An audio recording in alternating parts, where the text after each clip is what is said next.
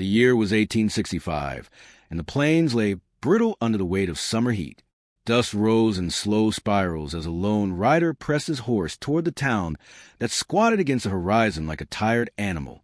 The man on the saddle was lean, warm by wind and sun, a Stetson pulled low over eyes that had seen more graves and weddings.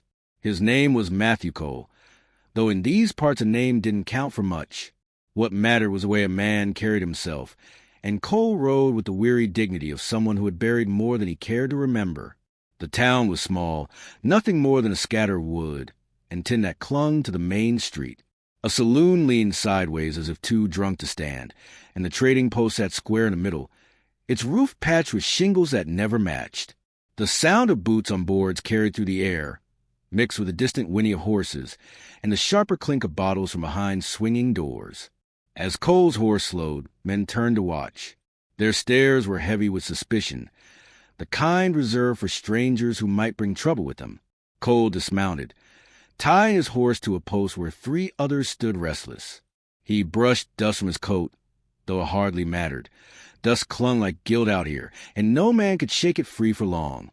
He stepped onto the boardwalk, spurs clicking against the planks, and pushed through the door of the trading post.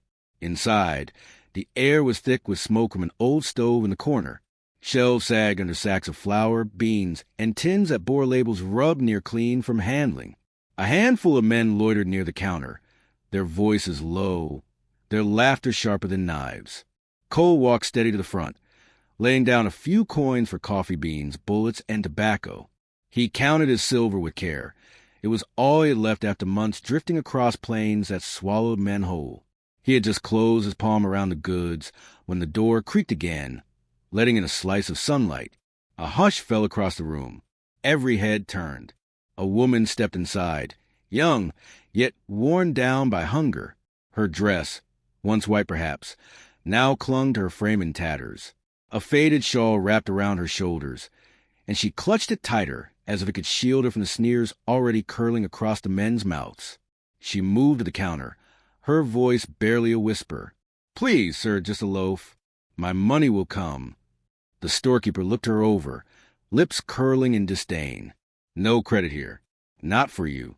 Her eyes darted down. She tried again, voice cracking like dry timber. "I've children waiting. They haven't eaten. Just bread, nothing more." Laughter spilled from the corner. A gambler with whiskey on his breath pushed away from a wall. His vest was stained, his smile crooked. He sauntered closer, tilting his head like a dog sizing up a rabbit. "Children, is it? Or is that just a tale you tell to soften a man's heart? I reckon you got other ways to earn your supper." Her hands trembled where they clutched the shawl. The room buzzed with cruel amusement, men leaning closer to watch. Cole's eyes followed the gambler's hand as it reached for her arm. She flinched back, but the man's fingers caught her sleeve. Cole's voice cut through the smoke, flat and certain. "Let go!" The gambler turned, blinking as though surprised anyone dared interrupt. "What's it to you, stranger?" Cole didn't move, didn't blink. "I said let go." For a heartbeat the room froze. Then came the metallic click of a hammer drawn back. The gambler's grin returned, only wider now, teeth yellow in the dim light. "You sure you want to step into this, cowboy? You might not walk back out." Cole's hand hovered near his holster, calm as still water. The gambler tugged the woman closer, and fear burst in her eyes. The moment snapped. Cole moved first. His fist caught the man square in the jaw, sending him sprawling into a barrel of grain. Gun hands twitched across the room, but none drew. They watched instead, the thrill of violence hanging in the air. The gambler scrambled up, spitting blood. "You'll pay for that." Cole's stance was steady, shoulders square, hand resting near the Colt at his hip. "Not today." The woman staggered back, shawl slipping to reveal thin arms and a face pale from hunger. Cole turned to her, voice softer now. "Come on." He laid a silver coin on the counter. "For the bread." The storekeeper hesitated, then slid a loaf across. Cole placed it in her hands. She clutched it like treasure, eyes filling with tears she could no longer hide. Outside, sunlight burned harsh against the street. Cole followed her, boots heavy on the boardwalk. She stopped near the water trough. breaking the loaf in two and holding it against her chest, as if afraid someone might snatch it away. "Thank you," she whispered, her voice raw. "You didn't have to." Cole shook his head. No one should beg for bread. Her eyes flickered with something deeper, a shadow that trembled behind her gratitude. She looked over her shoulder, scanning the street as though expecting pursuit. Then her words tumbled out, rushed, desperate. "It's not just me. I told the truth. There are little ones. My husband's gone. They're waiting, starving. I can't feed them." Cole studied her face. She was young, no more than 20, but hardship had carved years into her. "Children? Not mine by blood," she admitted, clutching the loaf tighter. "But they're mine all the same. 4 of them. I couldn't leave them after." Her voice broke. She turned her face away. For a moment silence hung heavy, broken only by the creak of wagon wheels in the street. Cole felt something stir in him, he thought long buried. Memories of nights alone, the ache of hunger gnawing his belly as a boy when no one cared enough to share. He saw himself in those children she spoke of. Before he could answer, the trading post door banged open. The gambler stumbled out with 2 men at his side, pistols loose in their holsters, eyes hard. His face was swollen where Cole's fist had landed, and hatred burned in the purple bruise. "There he is," the gambler snarled. "Think you can make a fool of me?" The street quieted. Men leaned against posts. Women drew back in the shadows. Cole stepped down from the boardwalk, his boots sinking into the mud of the street. His hand brushed the butt of his Colt, thumb grazing the worn edge. The gambler's men spread out, circling like wolves. "You're dead, Cowboy." The woman gasped, clutching the bread to her chest. Her eyes darted to Cole, pleading without words. Cole's voice was calm, the calm that came before storms. "I don't want trouble, but I won't back down." Tension snapped across the street, like a stretched rope ready to break. Fingers twitched near iron. Horses stamped nervously, sensing what was to come. The gambler's smile was wicked, sure of victory. Cole's gaze swept the street, then flicked to the woman. Her lips moved soundlessly. "Please."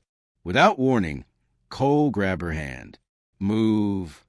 They bolted down the alley, boots pounding against packed dirt. Shouts rose behind them, curses flying as the gang gave chase. Bullets split the air, slamming into walls, splintering wood. The woman clutched the loaf even as she ran, breath ragged, shawl streaming behind her. Cole pulled her through twisting lanes, the smell of smoke and horse sweat thick in the air. Behind them, men cursed and stumbled, guns flashing. The town blurred into shadow and noise, the pounding of pursuit like thunder rolling across the plains. They ducked behind barrels, hearts hammering. Cole pressed a finger to his lips, listening to boots thunder past. The woman trembled beside him, clutching bread as if it were life itself. He looked at her then, really looked. Hunger, fear, desperation, and something else, a steel hidden deep. She had begged, yes, but she had not broken. The chase roared on, the gang scattering through alleys in search of them. Cole knew it wouldn't end here. Men like that gambler didn't forgive. They hunted. They bled towns dry. And now, by stepping into her fight, he had made it his own. The woman met his gaze, whispering through trembling lips, "Why did you help me?" Cole's answer was simple, steady, true, because no one else would. The sound of pursuit grew louder again, echoing down the alley. The night promised more danger, more blood, more choices that could not be undone. And as Cole drew his Colt, ready for whatever came, the narrator's voice seemed to linger on the wind itself, heavy with the truth of the frontier. Out here, a man didn't just find trouble, trouble found him.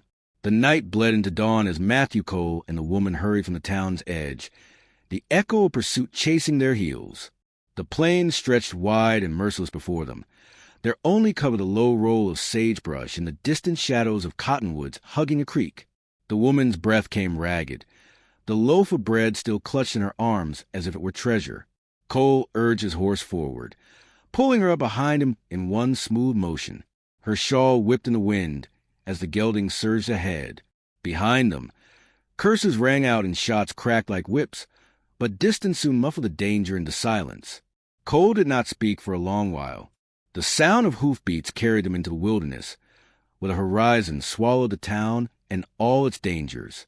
At last, when the sun pushed its first pale light over the land, he slowed the horse and glanced back. No riders trailed them, not yet. The woman clung to the saddle horn, knuckles white. Her hair, freed from its pins, streamed across her face. She looked young in the dawn light, yet older too, carved by hunger and fear. "They'll come," she whispered, voice hoarse.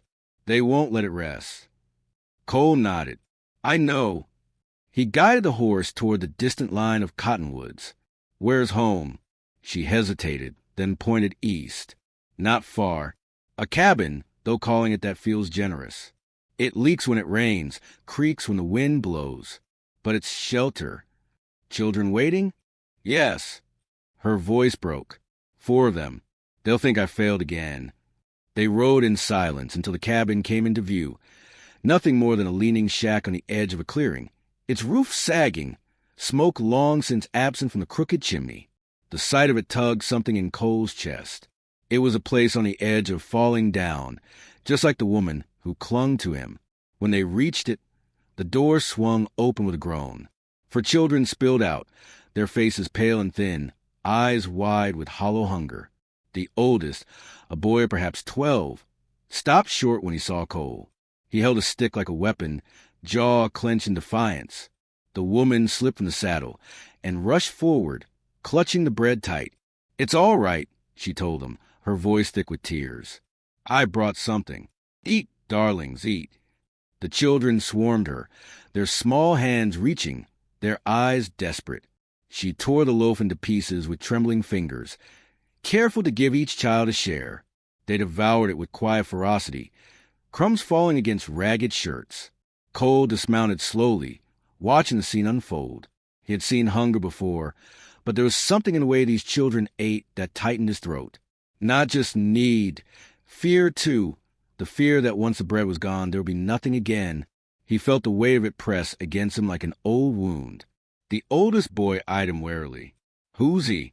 The woman glanced back. "A friend. He helped me." Cole almost corrected her, for he wasn't sure friend was the word, but he held his tongue. Inside, the shack was as she had described.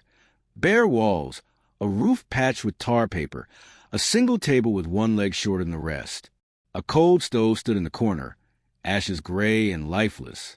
The children curled together near a pile of blankets that smelled of mildew.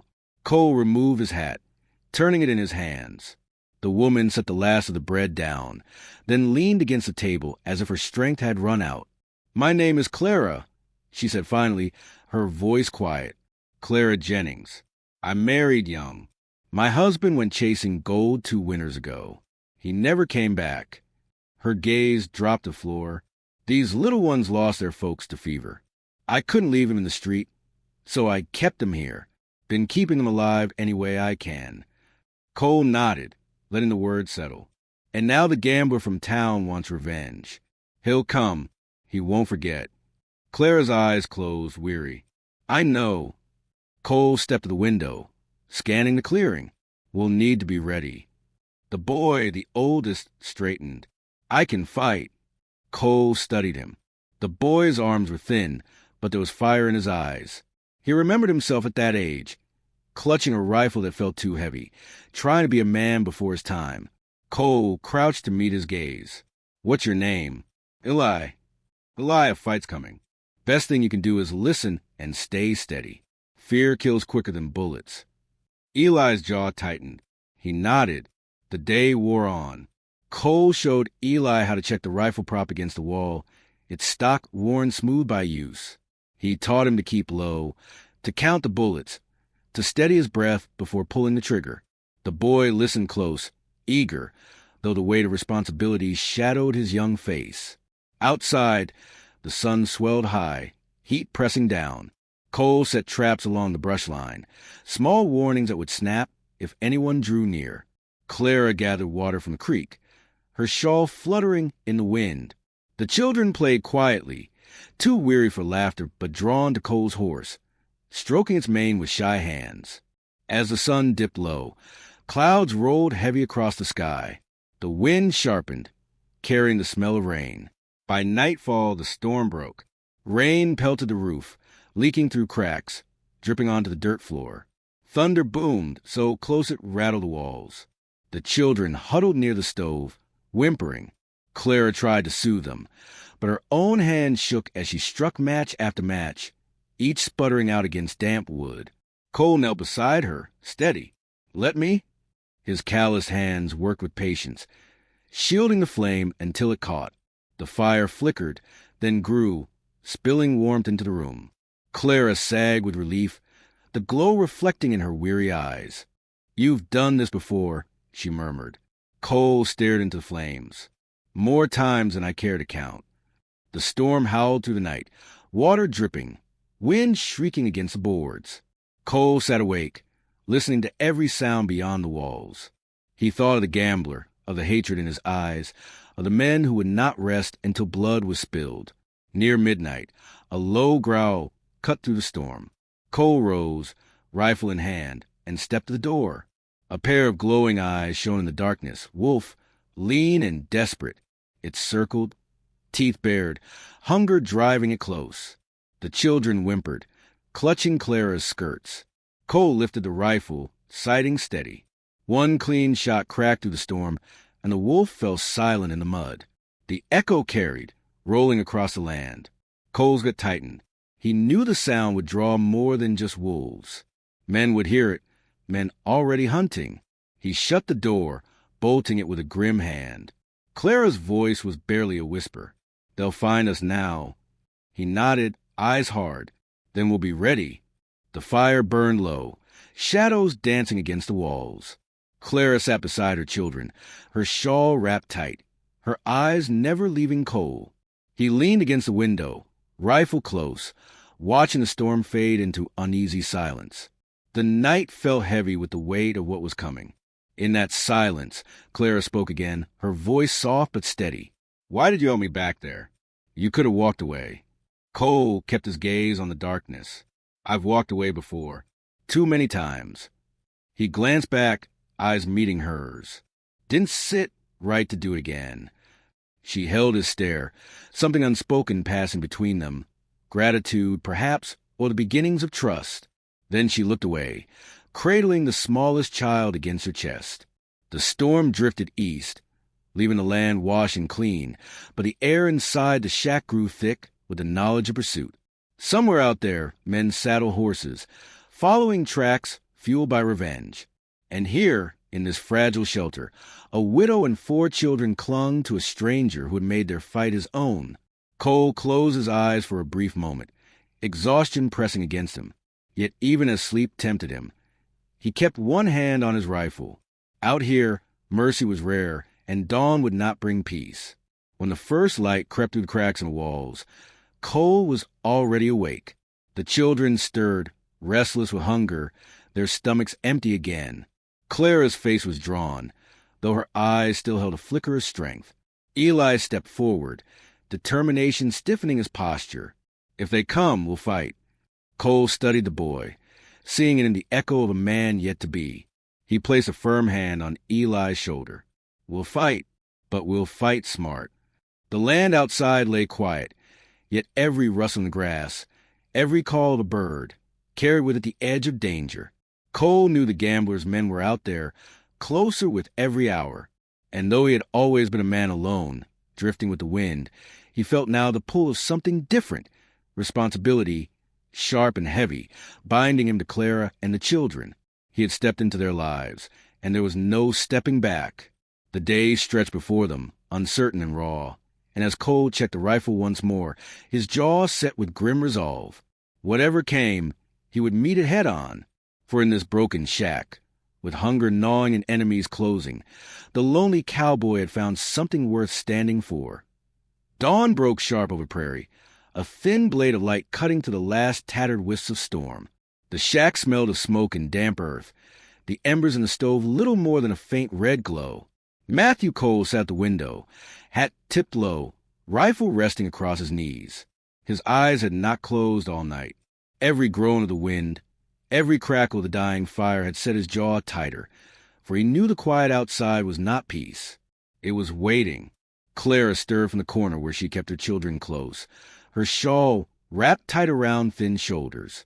Her eyes found Cole in the dim light, and though fear shadowed them, there was also a flicker of resolve. She crossed the floor quietly, careful not to wake the children. You've been watching all night. Cole didn't look away from the window. Wolves don't wait. Neither do men like the ones we left behind. She lowered herself onto the chair opposite him, folding her hands in her lap. For a moment she said nothing, just listened to the hush of morning. Then, softer, "You could leave? Slip away before they come. You owe us nothing." Cole's gaze cut to her, sharp, tired, unyielding. "I owe enough. I stepped into this fight when I laid down silver for that bread. No walking back now." Her lips trembled. She wanted to argue, but instead she bowed her head. Outside, a meadowlark called, sweet and out of place against the dread that hung over them. By midday, Eli spotted the dust first, a thin column rising against the horizon, too steady to be weather. Cole was already outside, tightening the girth on his horse, checking his pistols. He followed Eli's pointing finger, jaw clenching at the sight. "They're coming," Eli whispered. Cole nodded.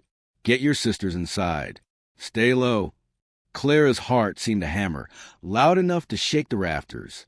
She gathered the children, tucking them into the corner where shadows lay thickest. Her fingers brushed Cole's sleeve as he passed back inside. "Will it be many?" "Enough." The ground trembled before the men appeared. 7 riders, dark shapes cutting across the clearing. At their head rode the gambler, his bruised face twisted in something between hate and glee. He reined up just beyond rifle range, his men fanning out like carrion birds. Cole stood in the doorway, rifle cradled, shadow long behind him. "You rode far for nothing," he called. The gambler's laugh was harsh. "Nothing? No. Stranger, I rode for pride. You shame me in front of every soul in that town. Pride costs blood out here." His eyes flicked past Cole to the shack, to where Clara's pale face lingered the window. "And it seems you found yourself a cause to die for." Cole didn't answer. He stepped back into the darkness of the cabin, shutting the door with a steady hand. Clara's breath caught. Eli clutched the rifle Cole had shown him how to hold, his thin arms taut with nerves. Cole crouched beside him. "Listen, they'll come hard and loud. Don't waste a bullet. Aim steady. Fear will tell you to shoot quick. Don't listen to it." Eli swallowed hard and nodded. The first shot cracked outside, splintering wood near the window. Clara muffled a cry as the children clung to her skirts. Cole returned fire, the recoil sharp against his shoulder. One of the riders yelped, falling from his saddle. Chaos broke loose. Gunfire thundered, bullets shredding walls, kicking up dust. The shack shook under the storm. Inside, every second stretched thin. Cole moved with precision, reloading fast, firing only when sure. Clara knelt by the children, whispering prayers drowned by the roar. Eli steadied the rifle, his lips white with fear, until Cole's hand squeezed his shoulder. Then he fired, once, twice, missing the first, grazing the second. The boy's eyes widened, but Cole nodded. "Better. Keep breathing." The riders circled, whooping, firing wild. The shack became a cage of dust and smoke. A bullet tore through the wall, grazing one child's arm. She screamed, blood bright against her sleeve. Clara pressed cloth to the wound, her tears falling as she tried to hush her. Cole turned, fury hardening his eyes. "They're not breaking us." The gambler's voice rose over the chaos. "Give us the woman. Stranger, leave the brats. You ride off, and maybe you live." Cole's answer was the crack of his rifle. One more rider dropped, horse bolting wild. But the odds were cruel. The men pressed harder, closing in, firing faster. Cole ducked as splinters flew past his cheek. His shoulder burned where a bullet had torn flesh, hot blood soaking his shirt. He gritted his teeth, forcing himself steady. Pain would not slow him. Not yet. Clara saw the wound, her breath catching. "You're bleeding." Later, he barked, but his eyes softened when they met hers. For a heartbeat, everything slowed. The children huddled, Eli pale but resolute, Clara kneeling in the firelight with fear and strength tangled in her face. Something shifted in Cole then, something he hadn't felt in years. He wasn't fighting for survival anymore. He was fighting for them. The gambler himself dismounted, striding forward with pistol drawn, his grin wild. He shouted to his men, voice like poison, "Burn it down." 2 riders leapt from their saddles, tossing torches onto the shack's roof. Flames licked dry wood, smoke curling thick. Clara coughed, clutching the smallest child. The fire roared, heat pressing in. Cole shoved Eli toward the back wall. "Take them out the back, through the brush.